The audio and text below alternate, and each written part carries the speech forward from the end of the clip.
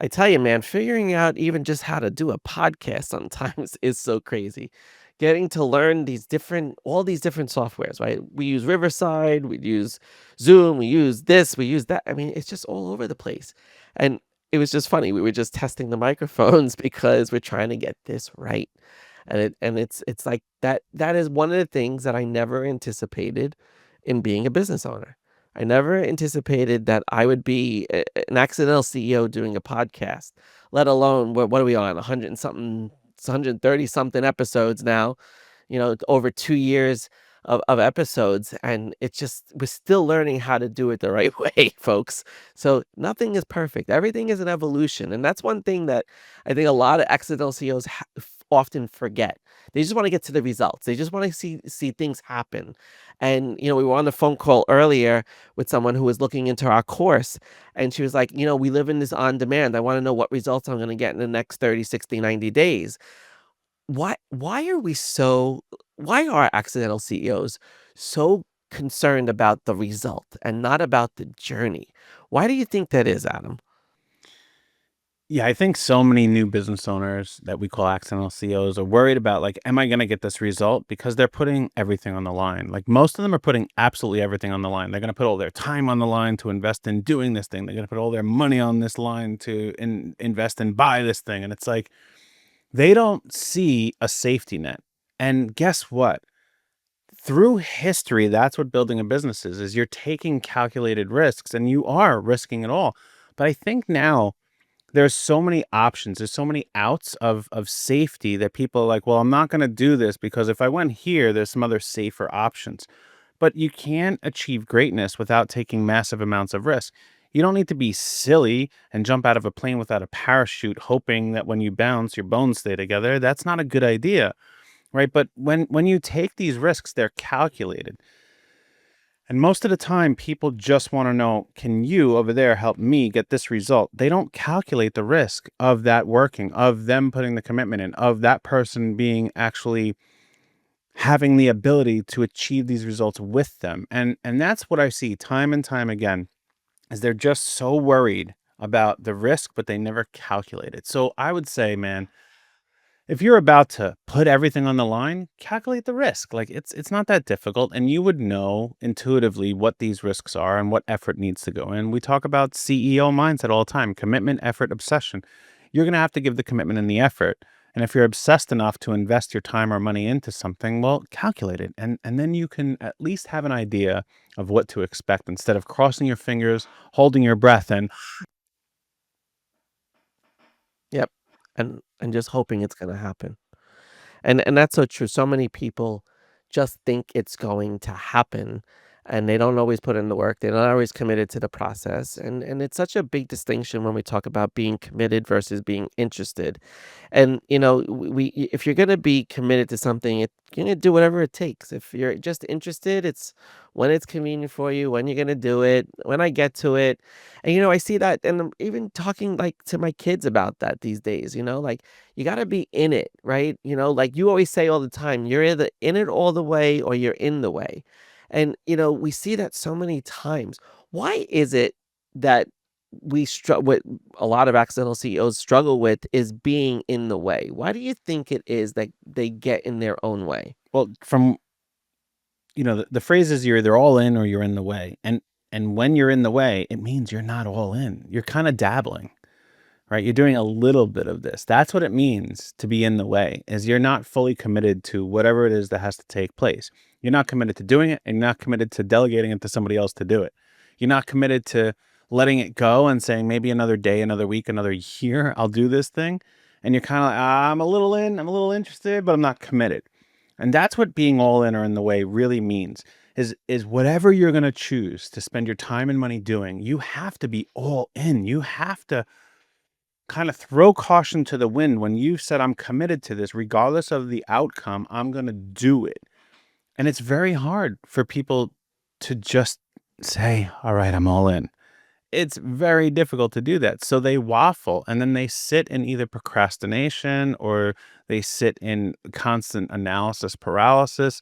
And it's like I would rather you commit, go all in and fail completely and move on quicker than just sit here and get worried of like, is this going to work out? Will it not? Without calculating the risk.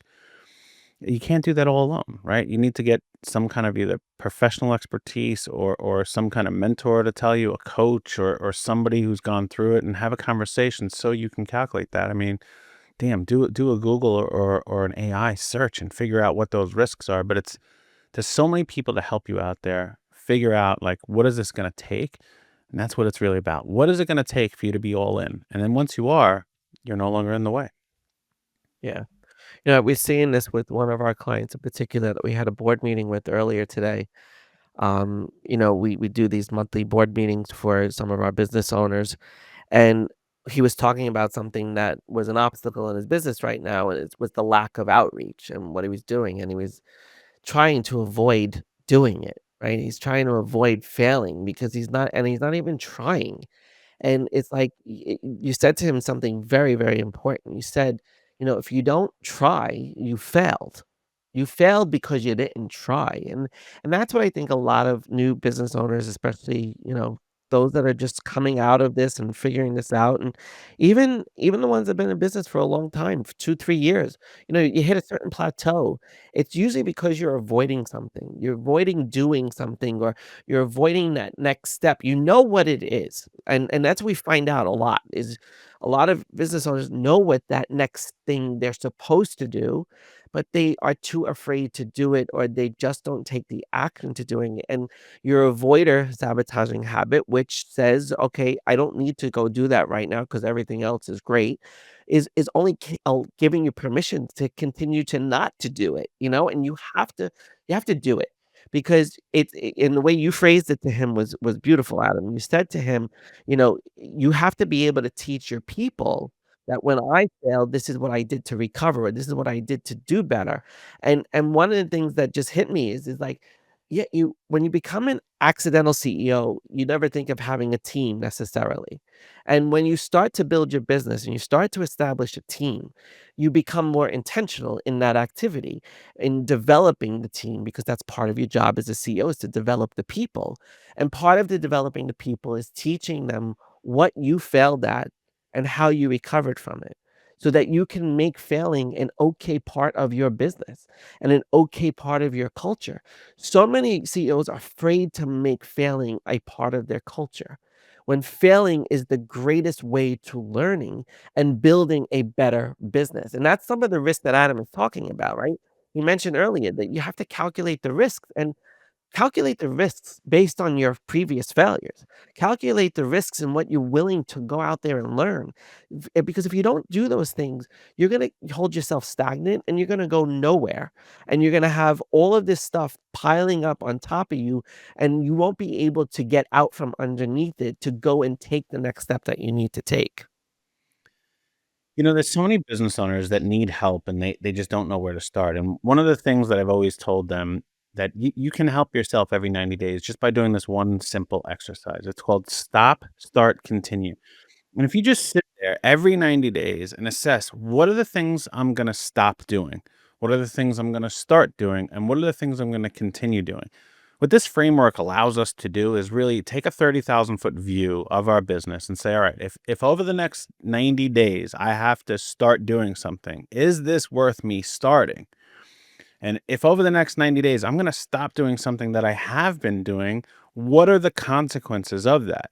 And if over the next 90 days I'm going to continue doing something, why am I continuing to do that?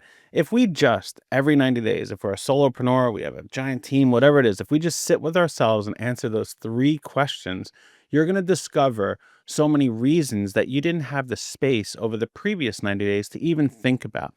And that's a lot of what being a CEO is giving yourself the space to analyze all the things you did, all the things you're currently doing, and what you would one day like to do. This is what allows you to plan your business so you can intentionally execute upon those plans. But if you don't give yourself some kind of space to realize, like, where am I headed? Where did I come from? How am I getting there? Why did I arrive here?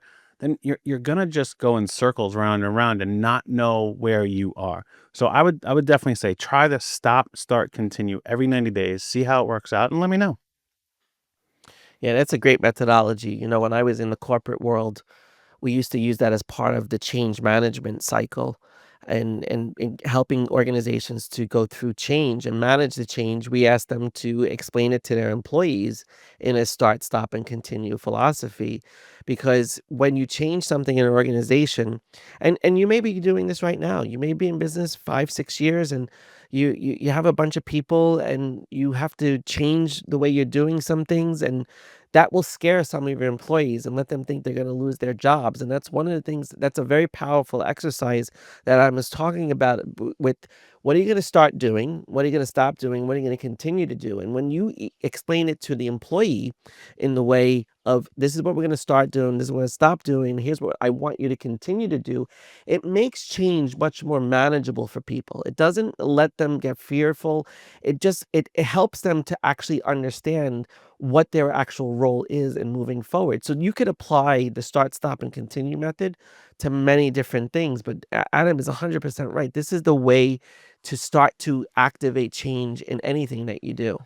Um, I've really been getting annoyed lately at how many business owners just complain about their success and don't enjoy it. Like it's hasn't the time come for you to actually embrace that you've done something amazing and you can take a vacation? You can go out for a round of golf. You can take the day off and spend time with your kids. Like you're allowed to do that stuff. So many people forget, like, what did I build this for? Was for freedom and to have fulfillment and to have safety. And I've watched so many people get there and forget, like, this is what I did it for. And then they complain about, oh, I need to grow more and I can't find the right employees. Like, hey man, shut up. Look over here. You have some amazing stuff that maybe if you enjoyed it, you wouldn't be such a neurotic person every day in your business. And you'd be like, my problems aren't that big. I'm very happy I have these problems to deal with, and I'm happy I have the time and the money to deal with them. But my God, if you're gonna constantly just grind it out without any joy and happiness, like stop. It's a waste of time. You're gonna die early. You're gonna be fat and out of shape. You're not gonna have any love. Your kids aren't gonna know you. And then what is the point? Money is a scoreboard. And if you don't know how to use it to enjoy your life, then you shouldn't be getting any more. And guess what? You probably won't at a certain point. You got to enjoy your life. Stop all this nonsense and enjoy what you have built. Enjoy that success that you've deserved to enjoy. Sorry for you my know, rant, folks, but No, that's I what it I I is. think it's a great rant. I think it's so important because, part of, when we talk about in the accidental CEO workshop, we ask you, the 3 questions: what's going right, what's going wrong, what do you need help with? But in our book, The Morning Meeting, where that meeting came out of, we start with gratitude. And gratitude is the thing that's supposed to set the tone for everything else that we're doing, because when you set the gratitude and you recognize what you're receiving and the benefits of what you're receiving and what to be grateful for, more things will follow.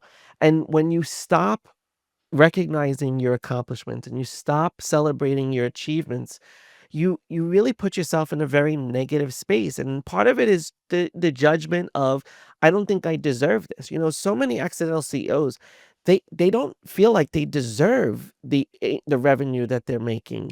They don't feel comfortable sometimes with it. Like one of our clients we were talking to earlier. I mean, here's a guy who went from making $28,000 a year to making almost a $500,000 this year. And he just can't see the progress that he's made. He actually said that his revenue has not progressed in 6 months, but he's beyond his revenue goal for the year, and he will do better than he expected to do, but he's not celebrating it. He's seeing it as a lack of progress.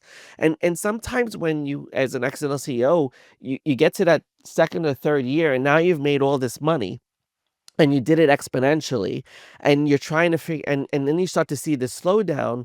You don't recognize the progress that's still taking place. You don't see it because you're not paying attention to it, because you're afraid to celebrate it. We tend to be afraid to celebrate our accomplishments because we're have that fear of success, that, oh crap, I got to do that again. And that fear of success gets in the way of us actually celebrating what we're supposed to do. And you're right, Adam. People, it's annoying that we're working with so many people who are doing so damn well that they don't celebrate it and they don't recognize how far they've come. And you explained it beautifully this morning, and I don't wanna take it away from you, but we were talking to one of our clients who's going through a bit of a challenge in her personal life, and you talked about her growth over the last 7 months that she's been working with us, and I want you to give people that analogy so they can reflect on what that progress really is that you're talking about. You gotta remind me of it. I say too many metaphors and You analogies said every you day. say, when you see you used the example of your son Tyler and how a cousin hasn't seen him in Oh, the right, right, longest right, right. time. Yeah, yeah, yeah. Okay. So as we go after this and build our lives and our businesses, there's so many times we don't appreciate the growth we have, and we'll get frustrated and like, I have to grow more, I have to grow more, I have to grow more. And I get it. I'm the same way. We all want more. But so many times we don't understand how much we've actually grown. And the way I explained this to one of our clients who was struggling with it is like, I went to a barbecue and my son saw some family members that he hasn't seen in 2 years, and they came up to me and like, "Oh my god, your son is so big," and he is, but me and my wife really don't notice it, and my son doesn't really notice it because of our proximity to seeing him. Our frequency of seeing him is so regular that, yeah, he has grown, but we don't recognize it. But someone who hasn't seen him in 2 years is like, "Holy shit, that kid is big." And I think there's so many times that we can't appreciate in our businesses or in our personal lives how much we've grown because we're so close to it. We don't realize that. And there needs to be some accounting of our own growth. And if you were to take the time and look at like where was I 3 months ago, 6 months ago, 1 year ago, and look at how much you've grown, you may shock yourself in what you've done. It's hard to appreciate it because it's right here every single day, all day, and you're obsessed about it and you're committed to it and you put the effort in.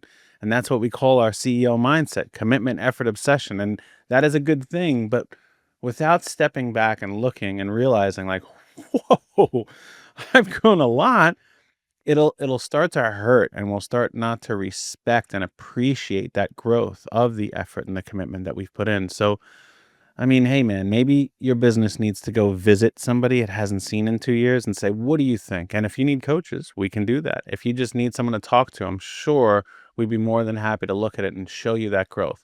Or just call your accountant and be like, "Hey, what's actually happening here?" But my gosh, you've probably grown way more than what you're appreciating right now. Right. You did this exercise for us a couple of weeks ago, and you put together our timeline of our company. And in reflecting on that timeline, I was looking through everything that we've done over the last 3.5, 4 years that we've been building this company. And when you look at it in the retrospective approach, when you take the time to put together the timeline of your company, you can actually measure all of your accomplishments. You could see the progress that you made. And both of us, after reading our own timeline, look back on it and said, holy cow, we've done so much stuff in a very short amount of time. And when you don't take the time to appreciate that and to examine that and take a step back, you don't realize it. When you look in the mirror every day, you don't see the progress. You don't see the changes. You have to sometimes walk away from the mirror to see the changes. And that's the thing we're encouraging a lot of our clients to do is just walk away and take a fresh look. Examine what you've done. Do a retrospective. Do a timeline analysis of your company and see all of the progress that you made because a lot of times accidental CEOs specifically, they struggle with celebrating what they have done to this point. Just look back in the last year what you've done. We don't have to we'll do a mid-year. We'll do a mid-year new year. So it's July, it's mid-year new year. Look back at what you've done over the last 12 months. And I guarantee you when you see everything that you've done, you will appreciate it more and I want you to celebrate it because they don't take enough time to celebrate it. I'll tell you what, if I could go back 10 years and tell myself one thing that would change my business, it would be to focus on one.